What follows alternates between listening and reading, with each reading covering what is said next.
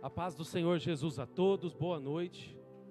Já que vocês estão de pé, abra a palavra do Senhor no Evangelho de Mateus, capítulo 16, versículos 24 a 27. Mateus 16, 24 a 27.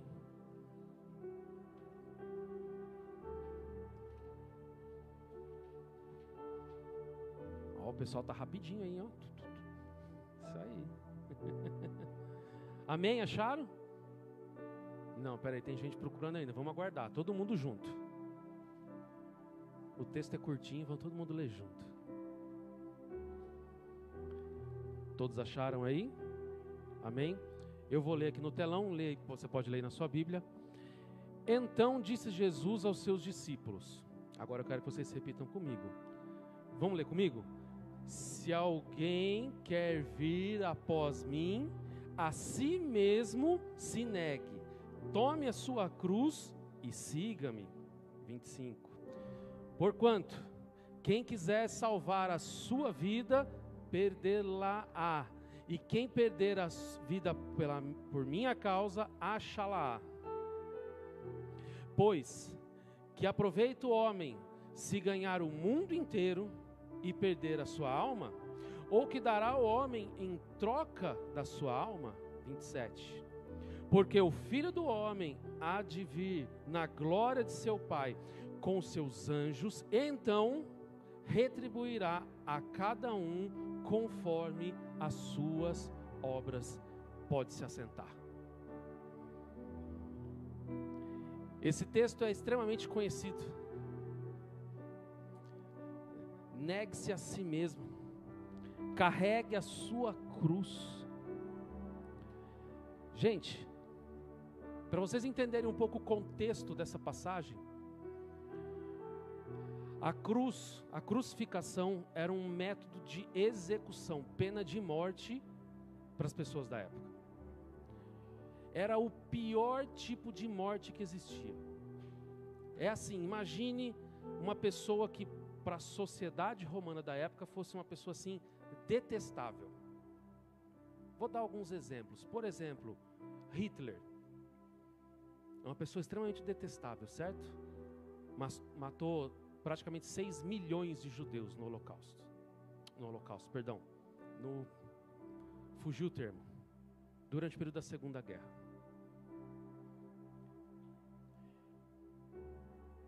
As pessoas que eram executadas por Roma, por crucificação, era esse tipo de pessoa.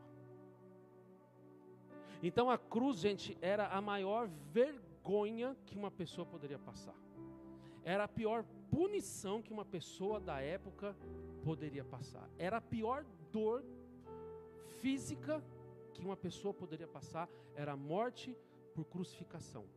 Uma pessoa poderia ficar uma semana viva, pendurada, agonizando naquela cruz. Deus foi bom, deixou Jesus só 6 horas. Mas uma pessoa poderia ficar até uma semana agonizando. Sol e chuva e sereno na cabeça dele, e ele agonizando ali, de dor.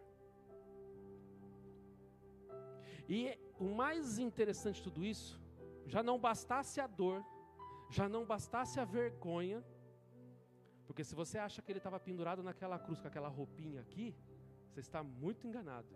Não tinha nada, que era para a vergonha ser maior ainda. A pessoa que seria executada era obrigado a levar a sua cruz até o lugar da crucificação. Já não basta a dor, já não basta a vergonha, você ainda tem que levar o instrumento da sua própria morte até o local da execução. Então, gente, não tinha jeito pior para você morrer. Não existia nada pior do que isso na época. E a sociedade, quando olhava alguém passando com aquele pedaço daquela madeira na mão para ser crucificado, já olhava e falava: lá vai o ladrão, lá vai o assassino, lá vai a escória da sociedade. Eu tenho certeza que alguns ainda falavam assim: bem feito, quem mandou aprontar? Talvez se acontecesse nos nossos dias, a gente também não olharia e falar: quem mandou fazer aquilo? Talvez a gente falaria isso também. Não deveria, mas talvez sim. Mas aqui quando Jesus fala de carregar a sua cruz, ele não está falando assim que a gente vai ser executado por crucificação. Ele está trazendo para um outro conceito. Porque Jesus não veio para que esse corpo, essa carne tenha vida eterna. Ele veio para trazer vida eterna no âmbito espiritual. Então, quando ele diz, pega a tua cruz e me segue, ele está falando assim, deixe de fazer tudo que pode matar o seu espiritual, e não o seu carnal. Ele está falando, pega tudo que te deixa mais próximo do pecado, tudo que te faz pecar, tudo que te faz ficar longe de Deus, larga isso. E ele, sabendo que as coisas do mundo muitas vezes brilham muito, as coisas do mundo muitas vezes são boas, prazerosas, e que o nosso coração muitas vezes sente um pesar em deixar para trás alguma dessas coisas, ele chamou esse pesar de cruz, peso. E ele falou, é pesado? Sim, mas e daí? Eu também carreguei uma cruz pesada por você. Você não pode abandonar velhas práticas por mim? Você não pode abandonar uma velha vida por mim? Você não pode abandonar o pecado por mim? Quando nós paramos para olhar por toda a Bíblia, Jesus fala sobre escolhas. Em Gálatas 6:7, ele fala assim, tudo que você semear, você vai colher. Tudo. Romanos 6:23 diz que o salário do pecado é a morte. A morte física? Não. Se fosse assim não tinha ninguém mais vivo, né? Pecou, morreu, não tinha ninguém mais aqui.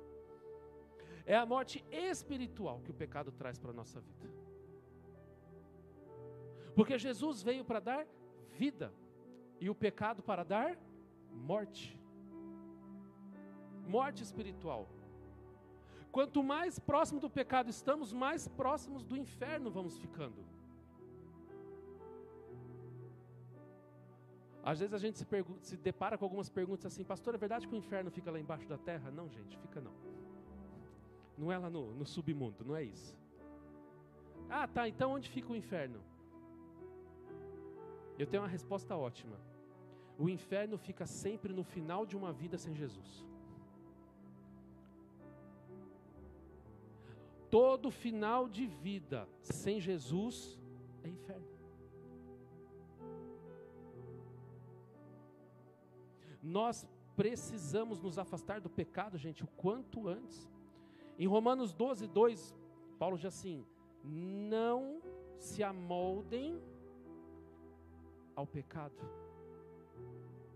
O que Paulo está querendo dizer aqui? Não tomem a forma, o formato do pecado. Se o pecado tem esse formato, você tem por obrigação ter outro. Se aquilo que faz pecar, qual que é a sua obrigação? Não fazer aquilo e de preferência fazer o inverso. Olha o que Paulo está falando. Não se amoldem. Ele está falando assim, a responsabilidade de fugir da face do mal é nossa. Não é Deus que tem que tirar a gente do pecado, é a gente que tem que sair do pecado. E continua, Romanos 14:12, todos prestarão conta perante Deus. Todos um dia chegarão perante Deus e prestarão contas. Todo mundo um dia vai ter que olhar para Jesus e prestar conta dos seus atos.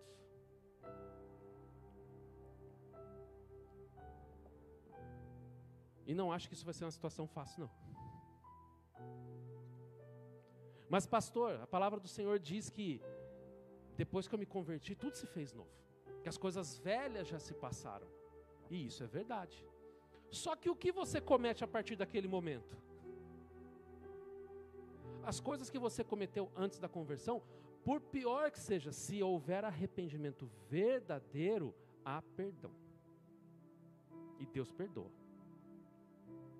Não estou falando que não vai ter consequências, estou falando de perdão. Mas e daquele momento em diante, o que você comete de pecado? Porque daquele momento em diante você firmou um compromisso com Jesus. Daquele momento em diante, você falou, Senhor, estamos juntos, estou andando com o Senhor.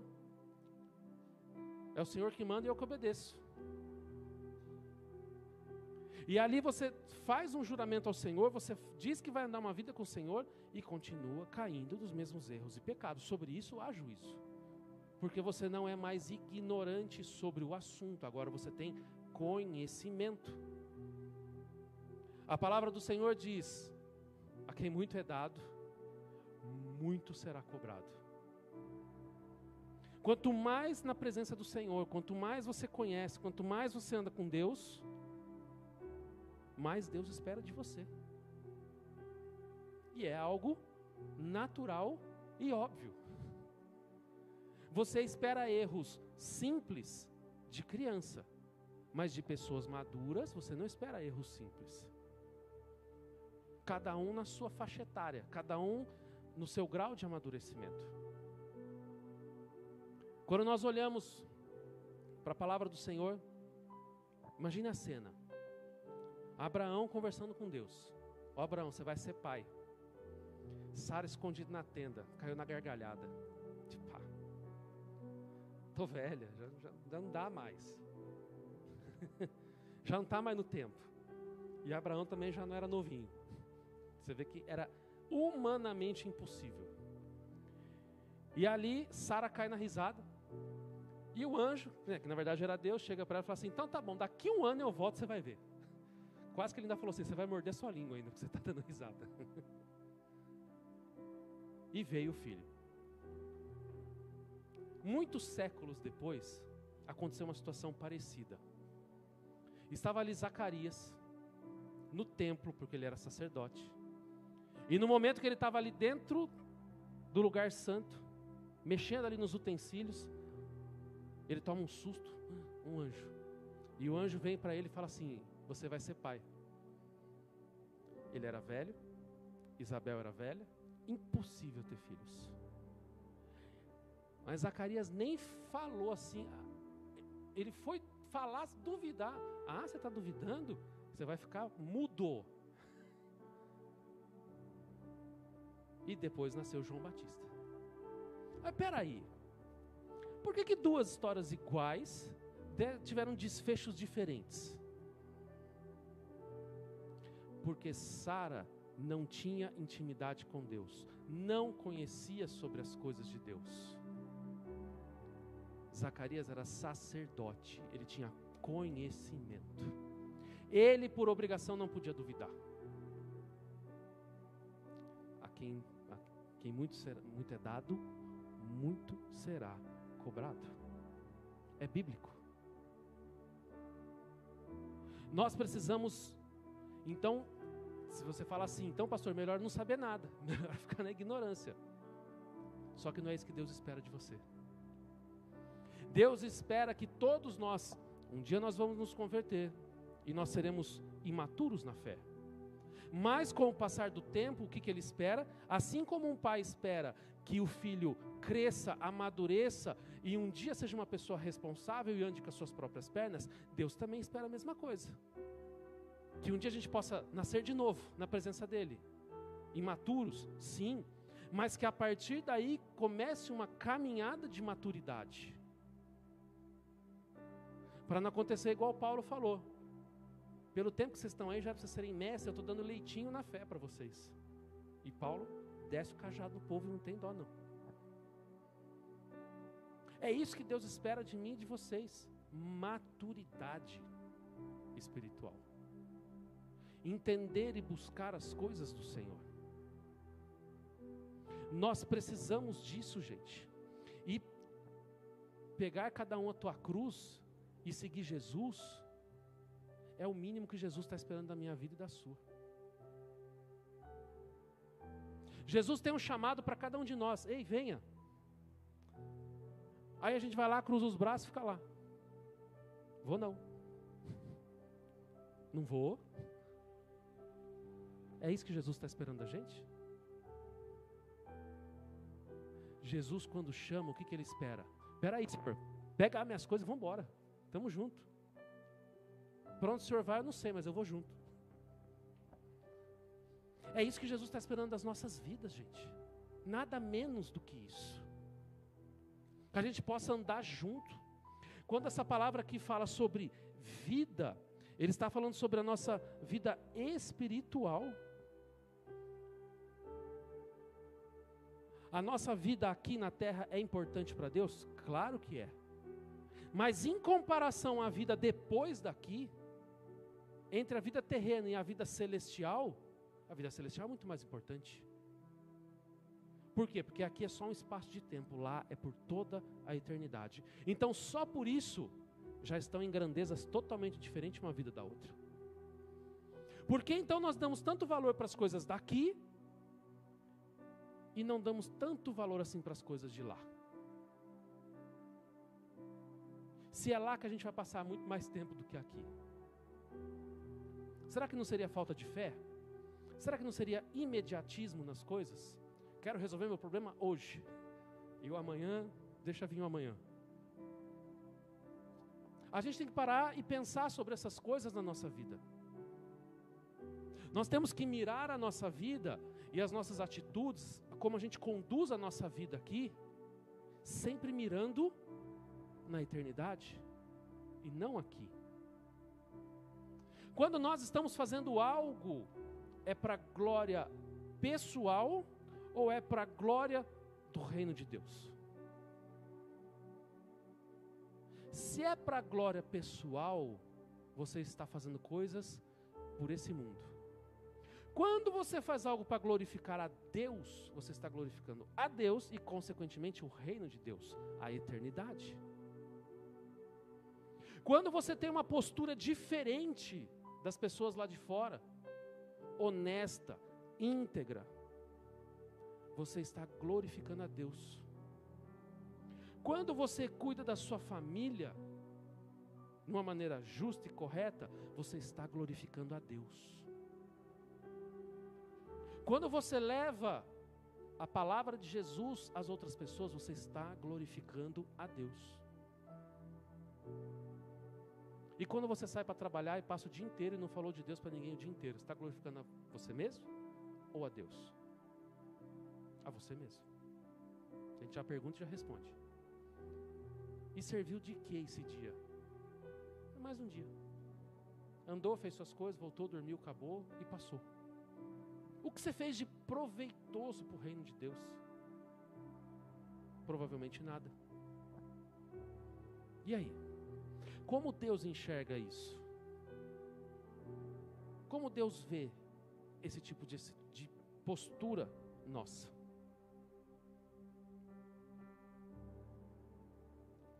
Gente, muitas vezes colocar o reino em primeiro lugar, muitas vezes buscar as coisas do reino, viver uma vida que glorifica o reino, requer sacrifícios. E é verdade. Mas Jesus já não se sacrificou por mim? Sim, por todos nós. Mas isso não significa que a gente também não tenha a nossa parcela. Ele deixou como exemplo o sacrifício dele. A Bíblia é muito clara. Por mais que ele sabia que ele tinha que passar por tudo aquilo, no fundo ele não queria passar. Ele não queria carregar a cruz, ele não queria apanhar. Ele não queria ser chicoteado. Ele não queria ficar nu na frente de todo mundo ali que entrasse na cidade. Ele não queria. Tanto que nos últimos momentos ele chegou: Pai, se possível, tem um plano B? Passa de mim esse cálice. Tem outro jeito? Isso é uma oração sincera de um coração que sabe o que está por vir, mas a carne está falando assim: não quero apanhar, não quero sentir dor. Mas qual foi o exemplo que ele deixou para a gente? Ok, Senhor, então que seja feita a tua vontade. Se é o único jeito, vamos embora. Vou me sacrificar. Ele deixou um exemplo de sacrifício. E o que nós somos melhor do que Ele para não, eu não vou me sacrificar? Nós somos melhor em nada, absolutamente nada. E do mesmo jeito que nós somos de carne e osso, não queremos passar por dores, não queremos sacrificar o nosso tempo, não queremos sacrificar as nossas coisas, não queremos sacrificar nada, porque sacrificar dói. Ele era 100% homem, como todos nós aqui. Ele teve o mesmo sentimento que nós temos. Quando a gente vai sacrificar um tempo de alguma coisa que a gente gosta muito para fazer as coisas do Senhor, não dá aquele pezinho assim? Poxa, mas vou dar um exemplo. Gosto muito de assistir filme. Não, mas hoje eu não vou assistir filme, vou orar. Pô, mas você gosta tanto de assistir filme? É um sacrifício, bobo, mas é um sacrifício. E poderia dar tantos outros exemplos aqui. Mas você faz por quê? Para honrar a Deus. Essa palavra honra está muito fora de moda ultimamente. Para nós. Mas para o Senhor ela é extremamente importante. Se a motivação de tudo que nós fizéssemos para o reino fosse a honra, talvez as coisas estariam bem melhor. Tudo, absolutamente tudo, é para a honra e glória do Senhor. Honrar. Hoje nós não temos costume de honrar as pessoas. E é um costume péssimo. Que nós deveríamos mudar esse conceito dentro da gente. Honrar as pessoas. Você honra como? Ajudando. Estendendo a mão. Ajudando no que for possível fazer. Vou dar um exemplo. O bom é que o dízimo já foi antes da palavra, então eu não estou pedindo dízimo para ninguém. Quando nós dizimamos, não é para ter mais prosperidade, embora a palavra do Senhor fale que sim. Não é para ficar de bonzinho com Deus. Não é para fazer moeda de troca. É para honrar. Honre ao Senhor com seus dízimos, as suas ofertas. Honra. É uma questão de honra. Vamos falar mais sobre essa palavra nos outros dias, né? Para a gente... Isso entrando na nossa mente. Nós precisamos aprender a honrar o Senhor, assim como Jesus honrou a Deus indo para aquele sacrifício. Ele honrou a palavra de Deus. Deus falou para ele: meu filho, é o único jeito. Então tá bom, Senhor, que seja feito a tua vontade. Vamos embora, vamos lá. A palavra do Senhor traz outros exemplos também no mesmo sentido. Quando a palavra do Senhor fala sobre semente, uma semente de qualquer planta, olha que interessante. A semente, você pode guardar ela onde você quiser, bonitinha, ela está lá uma semente, nada acontece com ela, fica sempre uma semente. Se bobear, pelo resto da vida fica aquela sementinha ali. Até o dia que você joga lá na terra. Aí tem um código lá dentro, um programa lá dentro, que sei lá, ela entende, estou na terra, vou crescer. Toda semente, antes de virar um broto, ela morre. Ela deixa de ser semente, ela abre. Se não morrer antes, não tem como não nascer de novo.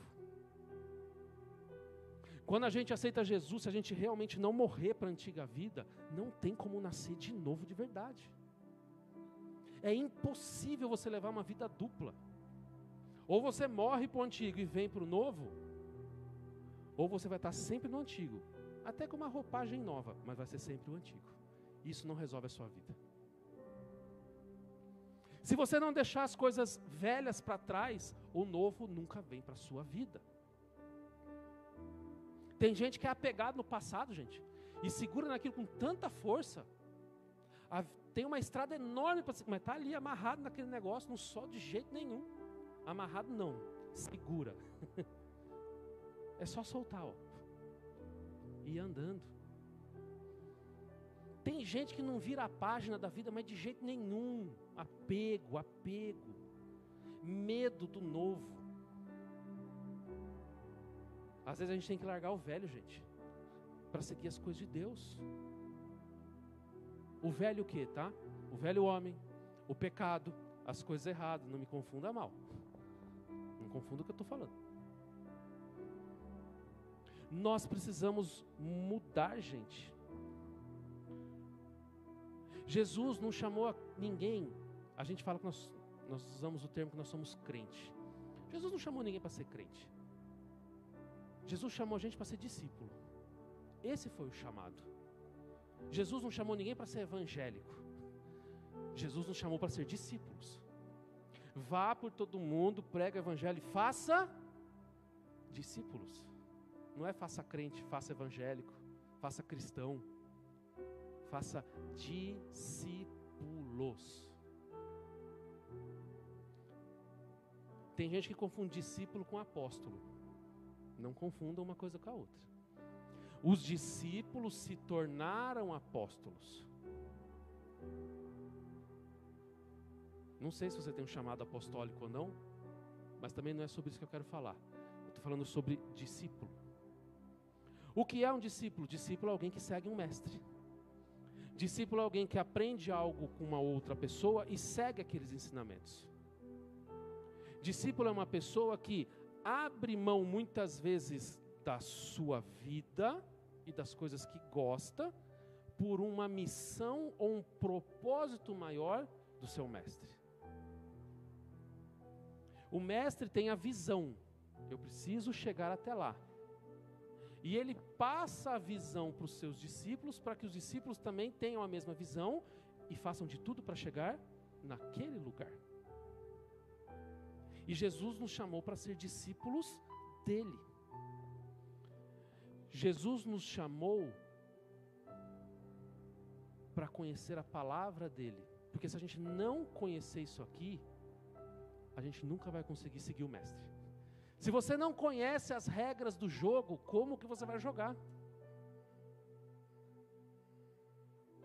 Se você não conhecer o que Jesus deixou, o que ele ensinou, o que ele falou, o que ele fez, como que você vai imitar ele? Como que você vai ser um seguidor dele? É impossível. Nós precisamos cair de cabeça nas coisas do Senhor. Pastor, você está falando que eu tenho que viver da obra e largar o meu emprego? Não, não é isso que eu estou falando. Eu estou falando que dentro do contexto do qual você está inserido, você tem que ser um discípulo de Jesus.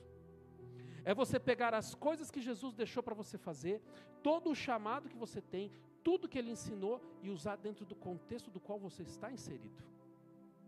Isso você faz para a honra e glória dele, para ele. Dentro do seu trabalho, dentro da sua família, dentro do lugar onde você mora ali no bairro. É isso.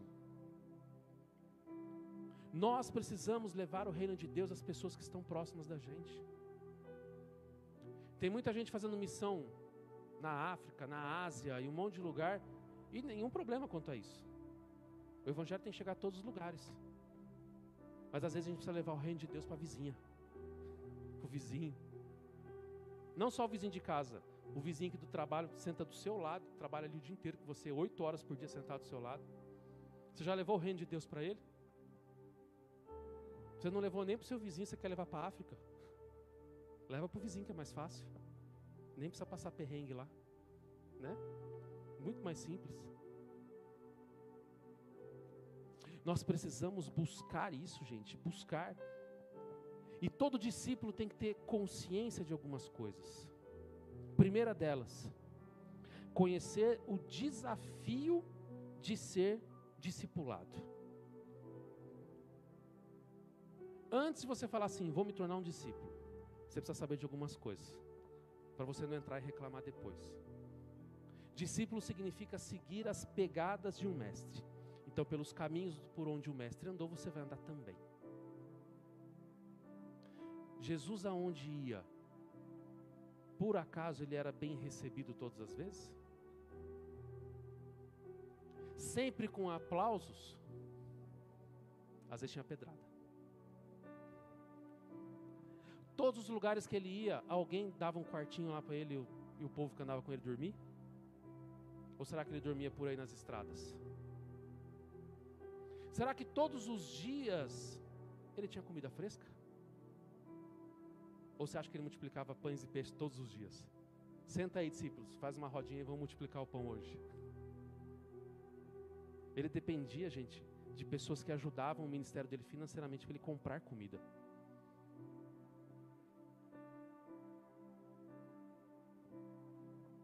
Jesus foi caluniado tantas e tantas e tantas e tantas vezes. Em outras ele foi honrado. Em outras ele deve ter dormido em lugar bom. Em outras devem ter dado banquetes para ele também. Mas você está preparado para isso? Para seguir as pegadas de Jesus? Que em alguns momentos as pessoas vão receber o que você tem para dar, seja uma palavra, seja uma ajuda, seja uma oferta, seja o que for, mas outras vezes vão te receber com 2 pedras na mão.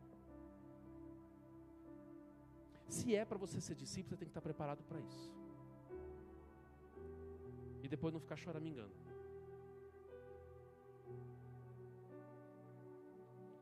É importante, nós precisamos também, como discípulos, entender que a nossa visão de vida tem que mudar. Totalmente e radicalmente. Porque nós crescemos sempre com uma palavrinha na nossa boca que não sai de jeito nenhum. Que é o eu. Eu posso. Eu consigo. Eu faço. Eu sou capaz. Eu consigo. Eu sou o bom. Eu, e tudo eu. Mas se você quer ser discípulo de Cristo, você precisa tirar isso da sua boca. E o eu tem que virar Ele. Ele faz. Ele me ajuda. Ele me capacita. Ele me coloca no lugar certo. Ele provém as coisas. Se você não tiver essa mudança radical de visão de vida, eu estou falando de coisas profundas dentro do nosso coração, dentro da nossa mente. Coisas que não estão enraizadas desde criancinha. Nós somos acostumados a pensar em eu, tudo eu. Não acho que é simples não. Você vai começar a puxar isso daí, você vai ver que a raiz é funda e dura. E vai dar um trabalhão para você arrancar isso dentro de você. Se os discípulos andaram com o próprio mestre ali, ó, tete a tete, demoraram uns 3 anos para começar a entender o negócio, que não era para a honra deles, mas para a honra de Jesus. Enquanto a gente não mudar essa visão de eu para Ele, você não entendeu quem é Jesus. Você está vendo um Jesus, aquele Jesus, Ele me ama, aquele Jesus. Você não entendeu que Ele é rei. Se você não entender que Jesus é rei, e por misericórdia Ele nos ama, mas Ele é rei, e rei manda, e ninguém contesta. Uma monarquia, gente, não é uma... A gente não está acostumado a isso, porque aqui é uma república. Tem voto, tem vereador, tem senador, tem todo esse povo aí. Num reinado, numa monarquia, é um rei que manda e o resto obedece. É um formato de governo totalmente diferente do que a gente está acostumado. E nesse reino de Deus, é Ele que manda. Aqui na terra, para a gente chegar na frente de um juiz, que é uma pessoa como todos nós aqui, você não pode nem chegar com qualquer roupa, nem de qualquer jeito. E a gente quer falar com Jesus, andar com Jesus tudo largado. Nós precisamos urgentemente mudar. Nós precisamos urgentemente abandonar a auto-idolatria. Idolatria é pecado, gente. É o primeiro mandamento, inclusive. Mas eu não idolatro o santo, eu não idolatro... Tem gente que se idolatra. Se bobear, acha que é melhor do que Jesus. Faz um negócio e fala assim, nem Jesus tinha feito do jeito que eu fiz. Não tem aquela história do Titanic, né? Nem Deus afunda esse navio. Ou seja, eles achavam que eles tinham feito melhor do que Jesus. O resultado todo mundo já sabe. Nós precisamos mudar a nossa visão e entender a necessidade de renunciar às coisas desse mundo. Mas não com pesar, assim como a Débora falou aqui hoje sobre o dízimo, não com pesar, mas com alegria. Porque se você vem para fazer a obra de Deus com pesar, nem faça. Nem faça. A obra de Deus muitas vezes é pesada, sim. Requer dedicação, sim. Talvez vocês não saibam. Essa semana que passou foi pesada em termos de agenda para a Igreja Santa Fé. Os obreiros todos estavam aqui na quarta-feira. Os obreiros estavam aqui na quinta no seminário. E sexta-noite, todos estavam aqui orando pela igreja. Você acha que é fácil trabalhar o dia inteiro e vir 3 dias da semana à noite? Sexta-noite eles não poderiam estar comendo uma pizza por aí? Mas estavam, boa parte deles, aqui com alegria, orando pela igreja. Se é para fazer com pesar, nem vem. Mas se é para vir com alegria, vem, porque a glória de Deus vai descer.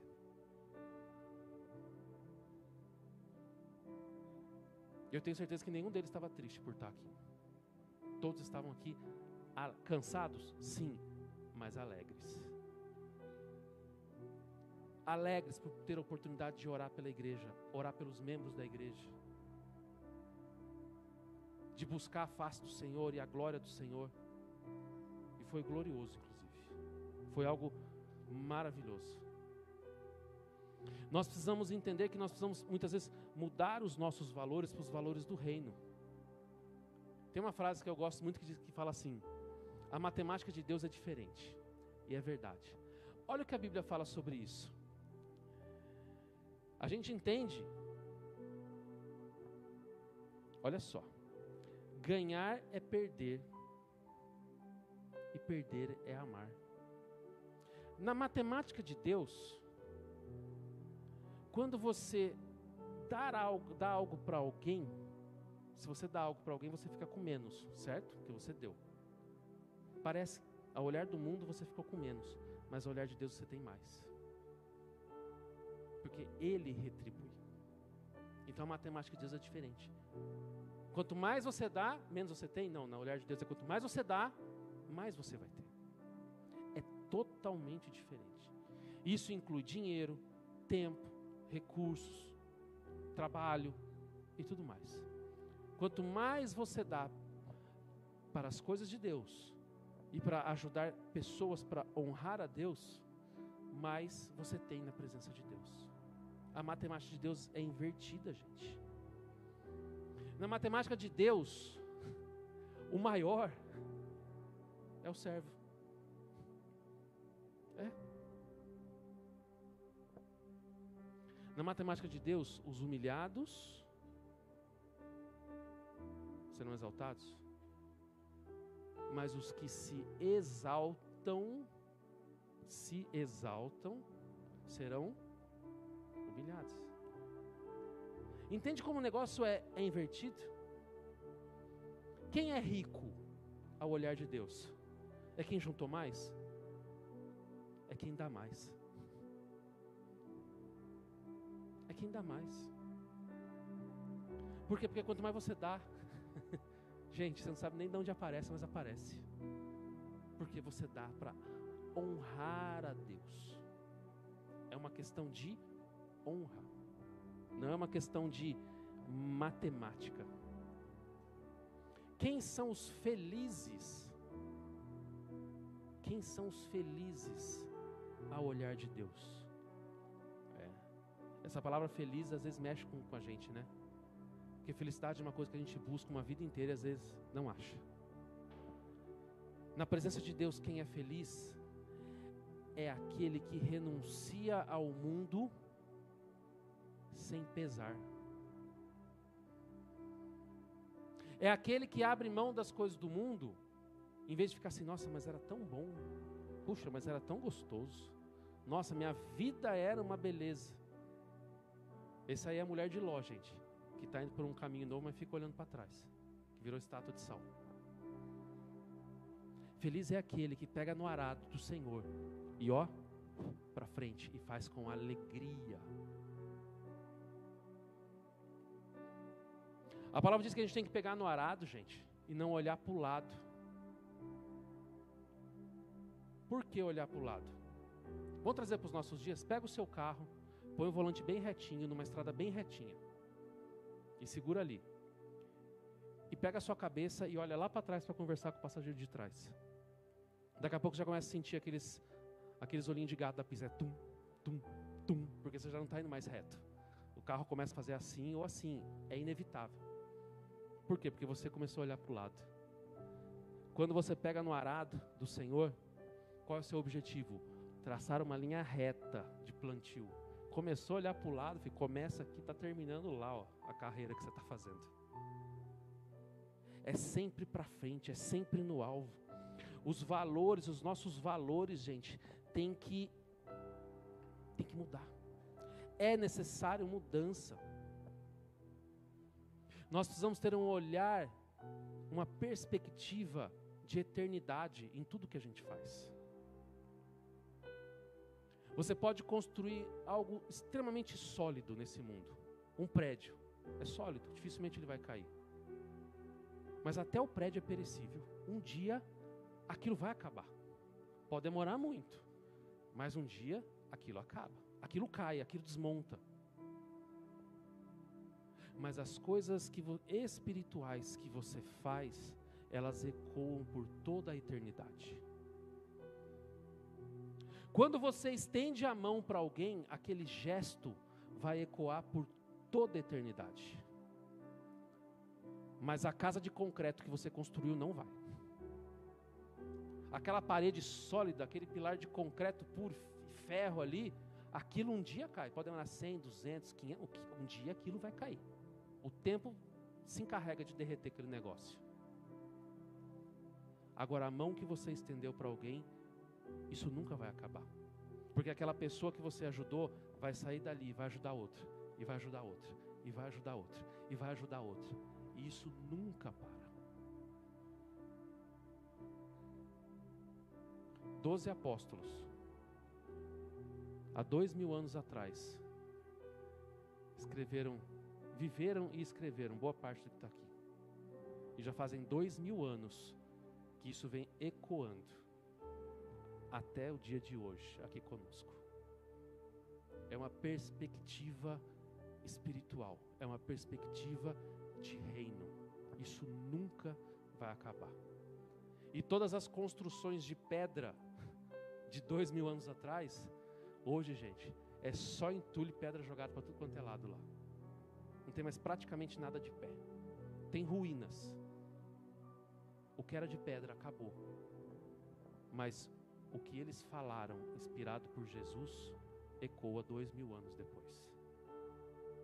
E nós temos que ter essa perspectiva na nossa vida. Fazer coisas que vão ecoar por toda a eternidade. E eu termino no versículo 27 que nós lemos. Porque o Filho do Homem há de vir na glória de seu Pai com seus anjos. Então retribuirá a cada um conforme o quê? As suas obras. Nós não somos salvos pelas obras, nós somos salvos pela graça. Mas haverá retribuição pelas obras que fazemos aqui. Obras físicas, obras por interesse pessoal, obras que nós fazemos para pessoas, pelo reino, que vão ecoar por toda a eternidade. Isso vai ter retribuição. Vamos tirar a palavra retribuição, vamos falar uma palavra mais bíblica? Galardão. Terá galardão. Não adianta, gente. Todo domingo eu vou bater aqui. Tem que ter mudança de vida. Tem que ter renovação. Tem que ter transformação. Não adianta. A palavra do Senhor é confronto. É uma faca que divide o que você imaginar. É um bisturi afiado na nossa vida. chega no ponto mais fundo possível. A palavra do Senhor entra em lugares que a gente nem gostaria que ela entrasse. Às vezes a palavra do Senhor entra em gavetas que a gente fecha com cadeado, com tudo, e até esquece que ela existe, de assuntos chatos. A palavra vai lá e entra. E cutuca. Por quê? Porque precisa de mudança. Porque precisamos ser novas criaturas de verdade. E tem muita gente que não está disposta a isso, infelizmente. Vamos para a Bíblia? Jesus escolheu 12. No final, quem foi um traidor? Um que estava junto. Ele não aguentou o propósito. Ele espanou. Essa foi a realidade. Ele não aguentou seguir exatamente o que Jesus estava mandando fazer. Ele quis fazer com as próprias mãos. Se ele que teve o melhor mestre ali ao vivo, gente, é necessário mudança. É necessário abrir mão das coisas que nos afastam de Deus. É necessário uma transformação. Vocês cantaram hoje aqui, vocês louvaram hoje aqui. É necessário uma transformação de dentro para fora, de verdade. Só a capa não resolve. Só o externo não resolve. O que adianta um carro estar tudo bonito por fora, lataria, pintura bonitinha com motor fundido? Resolve nada. Não anda. É uma mudança de pensamento, paradigmas. É deixar para trás as coisas antigas, costumes antigos, coisas que às vezes a gente traz, desde lá da infância. E enquanto a gente não muda, Deus não age.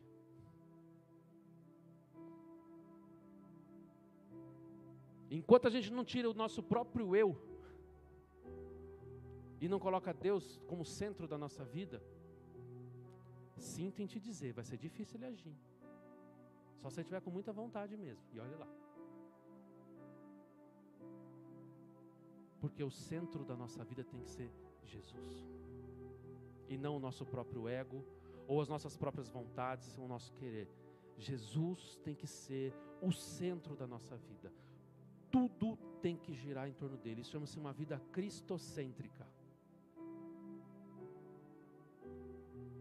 Enquanto a gente não conseguir fazer isso, a gente ainda não está ajustado. E isso é o processo de discipulado, de você se tornar um discípulo. Quando você entender, gente, quando você entender esse propósito e se posicionar de uma maneira correta em cima desse propósito, você vai ver as coisas andarem. Um trem não tem como andar fora do trilho, gente. É impossível. Uma Ferrari, bota uma Ferrari numa estrada de terra para você ver. No primeiro buraco ela enrosca, mas é uma Ferrari, mas vai enroscar, não foi feita para aquilo. Agora você bota ela numa Bandeirantes para rodar, vai que vai. Enquanto a gente não está no propósito certo, no trilho certo, não anda. E se andar, anda esquisito, porque não foi feito para andar daquele jeito. É uma questão de alinhamento. Com quem? Com Jesus. É uma questão de a gente deitar o nosso joelhinho no chão, gente, e criar intimidade com Deus. Nós ficamos aqui na sexta-feira orando. A gente chegou aqui 19h30, saímos aqui, era meia-noite. O tempo fez assim, voou.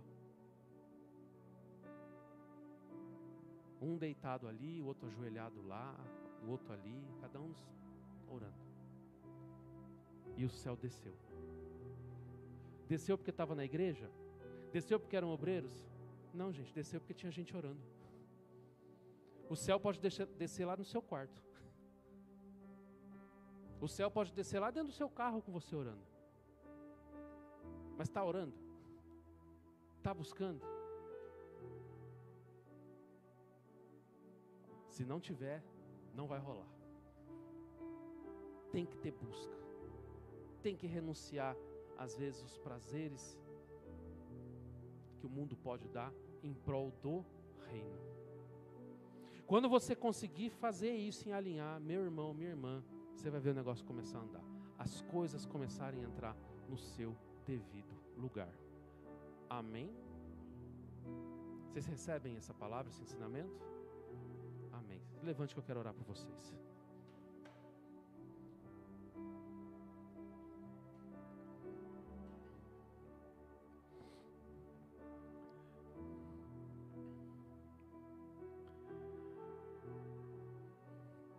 Jesus fez tudo isso por amor.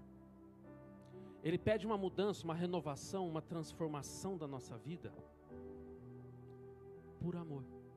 Porque Ele quer nos levar para onde? Para junto dEle no céu.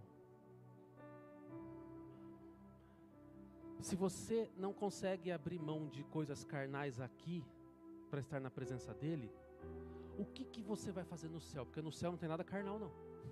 Lá é tudo espiritual, gente. Se você gosta tanto das coisas carnais, não vai para o céu, gente, porque lá vai ser chato para você. Não vai ter essas coisas. O que você está dando valor na sua vida? Cuidado. Essas pequenas coisas podem atrapalhar a rota. E de pouquinho em pouquinho você vai se distanciando. Quando você vê, você já está em outro lugar. Se você, às vezes, pode ouvir uma palavra dessa e se sentir perdido.